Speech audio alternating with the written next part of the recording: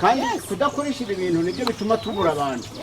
Ibikoresho byifashishwa mu gukora imihanda, ibiraro ndetse n'ibindi nibyo kibono kigera mu ruganda ruto rwa Bishop John Rucyahana ruri mu karere ka Musanze.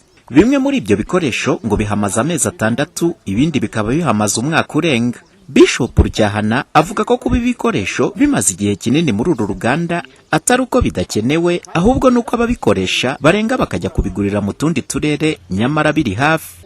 Ibi bikoresho turabikora, turi certifiye ka NPD, turi certifiye nk'abandi bakora production. Imbogamizi ya mbere nuko amasoko niba twebwe ntabwo twubaka. Ngubu NPD ipakira ibi bintu ikabivana i Kigali, ikishyura amafaranga yo kubipakira i Kigali, ikishyura amafaranga ya transporter, ikabizana mu Ruhengeri, ibizanye Musanze, ikabinyuza Musanze, ikabijyana Rubavu, kandi tubifite Musanze. Icyambere leta yishyura extra money kubera transport, kandi noneho n'abandi bari muri production ntibabone market kubera concept of the market, the systems of the marketing. Kuki izi projects z'igihugu ziri mu Rwanda zidapromotinga aho zikorerwa mu gace zikorerwa, zidapromotinga production zaho bikorerwa, noneho natwe tukabona amafaranga tugakora byinshi.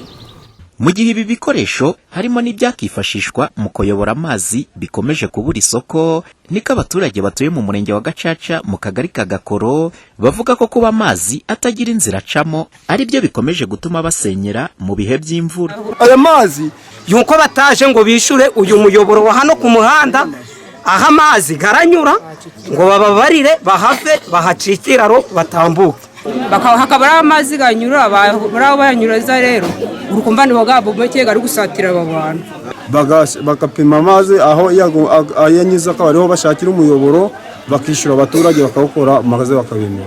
Ubwo itsinda ry'abadepite ryasuraga inganda nto ziri mu karere ka Musanze, bavuze ko iki kibazo cya Bishop John Rucyahana ashobora kuba gihuriyeho n'abandi bafite inganda nto, ariyo mpamvu bazakiganiraho n'inzego zibishinzwe kugira ngo kivugutirwe umuti.